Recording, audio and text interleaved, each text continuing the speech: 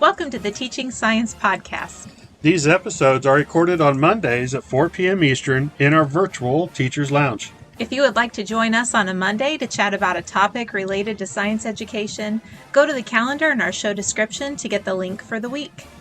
You can listen to the recorded discussions as a podcast from any major podcast provider or on the Superheroes of Science YouTube channel. Yeah. But what we do want to talk about here in today's lounge session is parent involvement, right? Mm-hmm. It's a big thing, especially right now with everything having to be virtual. We can't have parents come into the building. You can't do large gathering. And it seems like a lot of people are talking about having difficulty, which we had difficulty when it was in person, for land's sakes, and kind of had to give them an incentive to be there. And so I think oftentimes, in my opinion, we forget that incentive. They need that incentive to be there. Parents they're very busy in their own lives too, and although their kids are important, extra things aren't necessarily a priority that we oftentimes think they would be. And so rather than just saying, hey, we're gonna have a parent night, you should show up, that's not going to work. Yeah, and I think too, the kid, not so much maybe in my building, but I know in other buildings, there are a lot of kids who are packed with activities. Like they don't just go home like we used to go home from school. You did your homework and you played outside, or you watched TV, or you went to your room and read books or played, or or whatever. But I think now parents they feel the need to schedule every minute of every day with their kid. So I think even if it's not the parents are too busy, but the kids' social calendar is too busy for them to add one more school thing like sports or that kind of stuff kind of takes precedence sometimes. Not always, but sometimes. Well, yeah, it does. I think I don't know when it doesn't. Sarah, you have like 3 kids, all of them in sports. I know, I'm listening. If they said, hey, we're going to have parent night, you can come to this, and any of your kids in one of their sports had an event, you'd skip the parent night in a heartbeat for that. Oh, yeah, absolutely. They have practice. We don't have time for it. We look at it as as parents, as a commitment that, well, at least, I don't know, having gone through, so my kids go to high school where I went to high school, and I think, well, they've committed to these teams. And so I'm thinking my 3rd grader has older siblings that are in junior high and high school who've committed to playing on these teams, and they have committed schedules that have been scheduled way in advance. So if I get a parent night thrown at me that wasn't planned and I already have something scheduled that evening, it's going to be real easy for me to say, oh, I can't make that. Unfortunately, it's. And then on the other hand, we have us, the teachers, who are exhausted by the end of the day. And for us to come up with some dog and pony entertainment thing to get the parents talking into come and go, we just don't have the bandwidth for it. And so as Amy and I was talking there this last week was about this episode here, whatever we're calling it, that we wanted to do. Parents need a good an incentive, and so what's in it? And Sarah, as you know, anytime we talk about programs and stuff we do, the first thing we ask is what's in it for me, from their point of view, as best you can. You can't ever put yourself, but you can try to think as best you can from someone else's point of view. So from an extremely busy parent that's working and helping their kids and then doing sports or other extracurriculars, as like Amy said, their social calendar is full, which sounds so funny, but it's true. It's true. So what's in it for the parent? Why would they show up? Yes, we have to have those parent meetings. We're required to for our funding. And if they don't, we're in trouble. We got to do something to show that. And so what do you do? But you have to stop and think, okay, what's in it for me? And as a parent, I don't really, it's rude to say, but okay, I don't care. You need people to show up for your thing. I have things to do too. And, but if I know that it's like what we always went to all the plays. Anytime the kids have plays and stuff like that, we went to those because you got to see your kid do something. Yeah, the kids invested, and they're excited for you to see the work that they've done, and they've been building up to that, and they come home. I know my third grader came home and said, "Oh, are you going to get on and watch?" Because the school, the winter program that they were running just this past year, nobody could go in person. It was all done virtually. Mm-hmm. And so my third grader came home and said, "Will you please watch, please, because I'll be on and all my friends, we're all going to be singing." And yeah, then I'm going to tune in and watch that. So I think we need something like that for parent nights. I think it has to be something like that. Amy, you were talking where yours is tied. Is it Title One funding? Yes. So it Yeah. has to be literacy. No, it has to just, I think we can pick whatever we want, I believe. No, I'm not 100% sure on that, but we just have to have like a certain number of meetings throughout the year in order to keep our funding. Okay. So I know the first one we did was our principal did a PowerPoint and a voiceover with it on Loom about Title One and how important it was and what kind of opportunities it gave our students and our staff and our school. And then at the very end, all they had to do, the parents had to watch the Loom, and it was translated into Spanish. Once they watched the Loom, and then they had to let the teacher know in some form, whether it was on Class Dojo or email or a phone call or a message of some kind, a note in the backpack saying that they had to answer a question. It was real basic, like name one thing you learned about Title One. Yeah. And then if they did that, then the kids got to take home a book. You know, that the principal had purchased books for everybody. So, and unfortunately, that incentive of even the book, and I even watched the Title One video just so I could better answer any questions that my parents had. It wasn't very long, but even with that, I only had 2 out of 21 families who participated. I don't know how other grade levels or other classrooms if they had more success, but I only had 2. I was kind of bummed about that because I really figured, hey, all you had to do is just like a 5-minute video, just watch, and but it was not even that, like, and I don't know how to get parents to understand the urgency of Title One and how much we rely on it, so I mean, I'm not a real good go through the motions kind of person. Like, if you say there has to be if I'm telling you it's important, it is, you know what I mean? Like, I don't know, so I don't want to just be like, we're a Title One school and I put out this video and oh well, just 2 people out of 21 watched it, like that wasn't good enough for me, like if it's important enough for us to have as a family, as a parent night, then I was really disappointed that not more people took advantage of it, just because I'm not one for wanting to waste time. Like, I didn't put that out there to waste your time. I put it out there because it was important. Right. So of course, with me, I run everything science. Everything to me is science. It seems like it does excite more people. And like we'd said before, getting the kids where the kids have some stake in it, where they've done it. And I know one of the things we were talking about is maybe if you picked a theme, and then classes could pick what they did, whether they did a science experiment related to the theme. It's because this time you're having teachers are like reading books, and then yeah. So it's SEL related. So each grade level got a different book that addressed a certain social emotional learning topic, and then the teachers, there were teams of 2 who prepared the materials, and they could pretty much do however they wanted to see, however they felt most comfortable. And most of them are reading a book and then giving an example of an activity that the parents can do with their kids, and then they recorded it, and then it's going to go out. They're going to push it out on their whatever day they chose. And so, of course, we'll do our best to push it out when kindergarten's time comes around with our students. But the only incentive, quote unquote, incentive for the parents would be that the kids who view the video will get a book, the Good Egg book, or the book that we chose.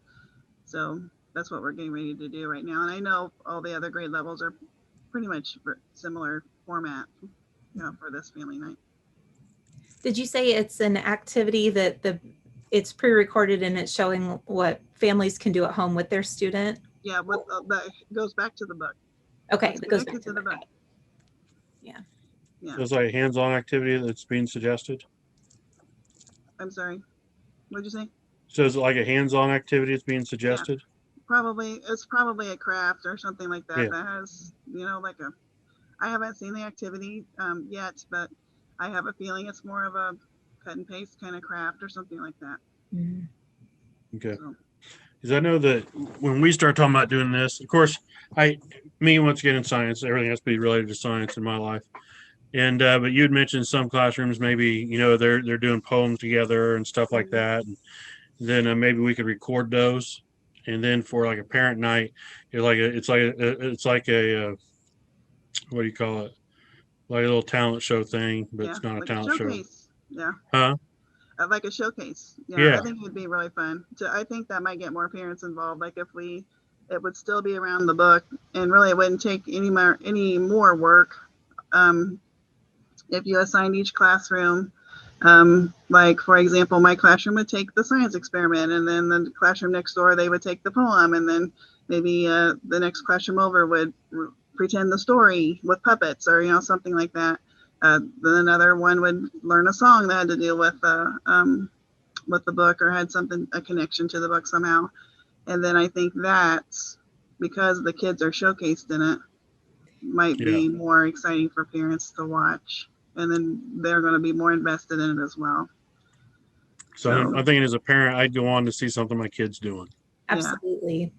Yeah, and, I and so feel the yeah, same. I think something like that would help. And, Amy, I know you put out on a lot of the listservs yeah, asking. I know I put out on one asking, but you put out on several listservs asking what other people had success in. yes, And it seemed like 90% of the replies you got said, that they bought the supplies and sent them home with the kids to do yeah, their craft. right. And So I that's pretty mean, much what our literacy or SEL night's going to be pretty much. But one thing that I did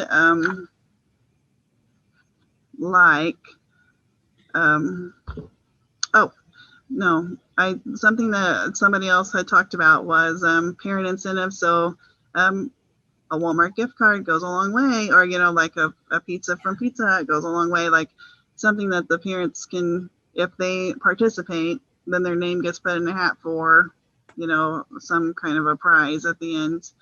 And that's also something that we've done face to face. We usually feed them with some kind of a dinner. That's usually either a hot dog or something that doesn't cost a ton of money, and or pizza, because we work in conjunction with some pizza places in town who are willing to give us pizza at a reduced cost, so the kids and the parents can have that.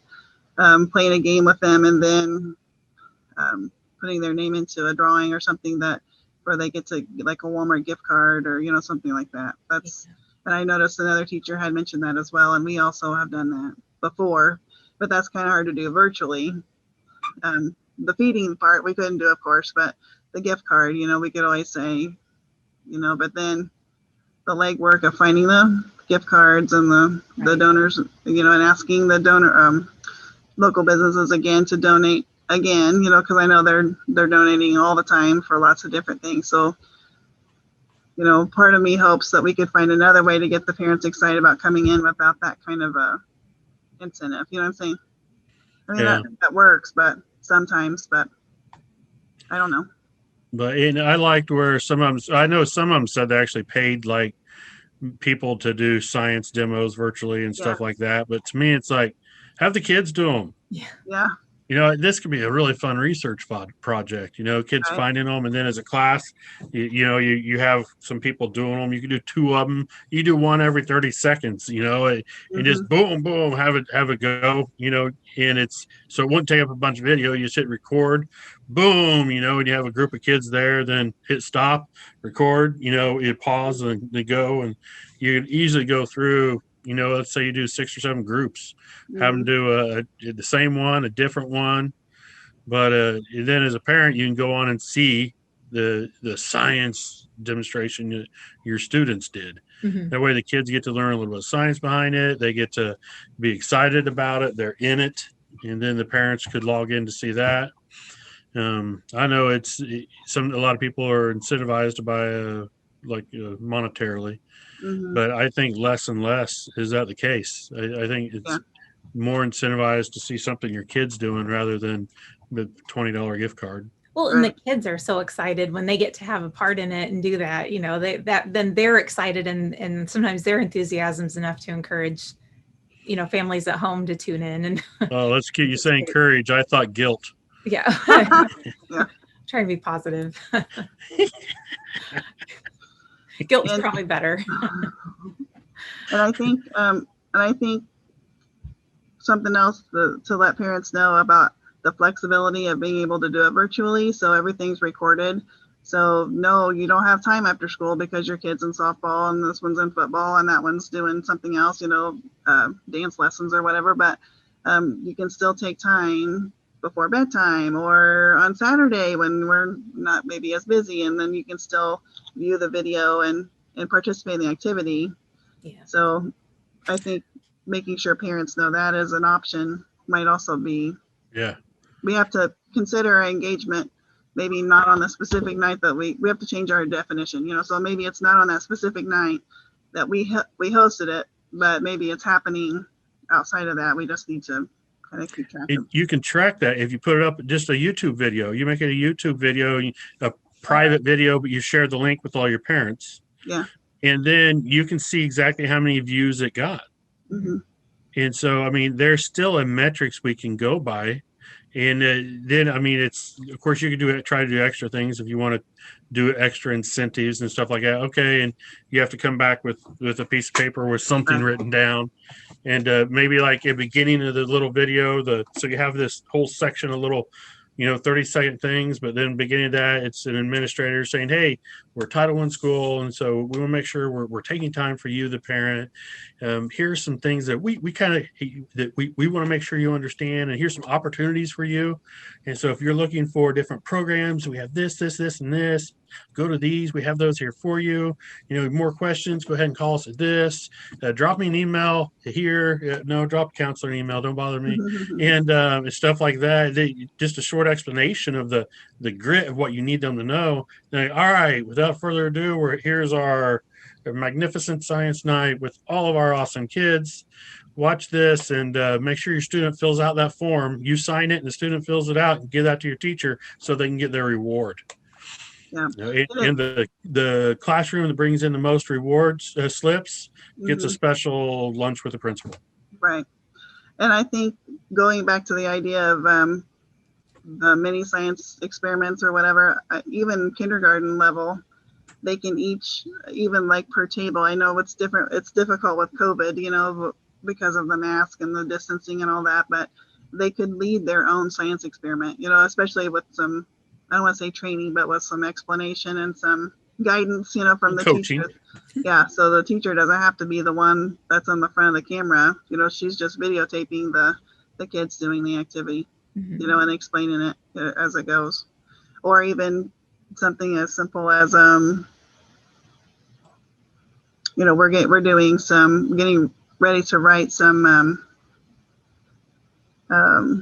fiction stories that are along the lines of like the Three Billy Goats Gruff and whatever. So the kids are really excited about reading their book to somebody. They want to read it because they wrote it. They spent all that time, and so just videotaping them reading their book and then getting that on the uploaded so the parents could see, as part of a parent night.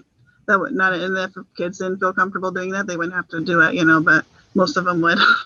Most of them would want to. Well, the ones that don't could just hold it up and show it. Yeah. I mean, so right. Absolutely. They don't have to explain it if you're uncomfortable. It could be a combination, even like you said, just to hold it up. They could still show it. That could be a picture. Maybe you could have some still pictures and videos. And this don't have to be like Hollywood production. It's like literally, like I said, you hit record, then you hit pause. Next kid, record, pause. Next kid, and it's all one video. There's no editing to be done. There's no extra time for you. Boom, it's saved. Upload, and you're done. Something else too about the documentation, like something that I've done with Class Dojo, and I know not everybody uses Class Dojo; they use their own thing, but I would have them send me a picture of them doing the activity at home. If we're going back to that format where they're doing something and they're with their parent, they're doing it at home. So, for example, over that last humongous snow that we had, I asked for pictures of snowmen.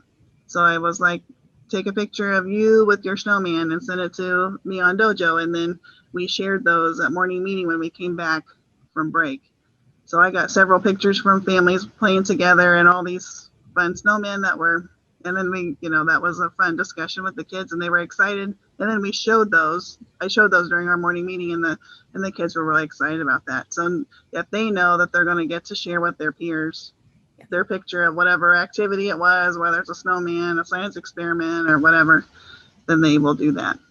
That's kind of gets the kids engaged, which helps the parents be engaged also. Yeah. So I think these things would work well for definitely elementary, and I think in a lot of cases middle. High school's another creature altogether. Sarah, you lived there for Yep. half your life. We just didn't teaching that. we just didn't get a lot of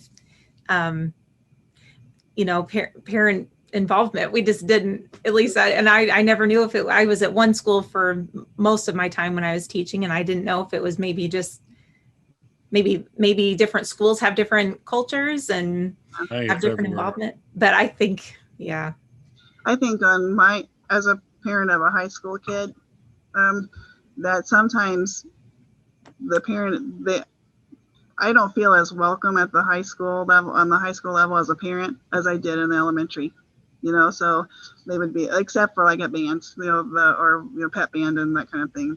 Yeah. But for like classroom wise, even open house in our school, in our corporation, is kind of held in a different ways, and it's not real parent friendly in a sense. You know what I mean? Like, I don't know. I've never been mistreated by the teachers. I don't mean it that way. But I think the attitude that I feel from those teachers is that the students need to be advocating for themselves. So there's not as many chances for them to come other than for us to come in as parents, other than plays, the music department or the theater department. But they want our money. Yeah. So, but to go in to see some, like her science projects or her painting that she did for an art class or whatever, there's not really a whole lot of opportunity to do that. And then if parents do come in, it's for a problem. You know what I'm saying? Like, it's kind of looked at in a different way. And I totally hear what you're saying, because I sort of lived some of that. Was, it's such a balance, because these children now who have entered high school are really reaching this point where it is important that they start learning if there's a problem, they need to learn how to approach those problems first themselves. And then, as the next line of probably then getting the parent involved. But so I totally get what you're saying, that, teaching the students to advocate for themselves. But I don't know what sorts of opportunities that we provide as well, besides like a parent teacher conference night. I don't remember we had a lot of avenues for other than like a play or, the band and choir concerts or fine arts festivals. I think we would have those, but we didn't have a lot of other opportunities for parents to come in. That's a whole new beast. Yeah. And I agree. I agree with Amy, with what she was saying there, that that's somewhere I've always felt that it's like, okay, if there's a big problem, then I need to go to the school. But unless there's a big problem, it's just not my place to be at the high school. And it's when my son was there and my daughter is now, I get emails. I know what updated on the school management thing. So I know what the grades are. And if I see something questionable, I'll ask my child. And I'll get a dirty look and somewhat of an answer. Well, you know what? Good for you for asking your child, because I'm not sure that's always the way that parents approach those problems. So. Yeah, they don't. Yeah. Yeah, that's good. That's good to ask the child first and then work from there. But with both kids, it's been times, and I've heard valid. Most of the time, wasn't. It was, the grade. The new grades haven't been updated. It's okay. Calm down. I'm like, okay. Or I bombed it. What do you want me to say? No, you said it. Okay. Study more.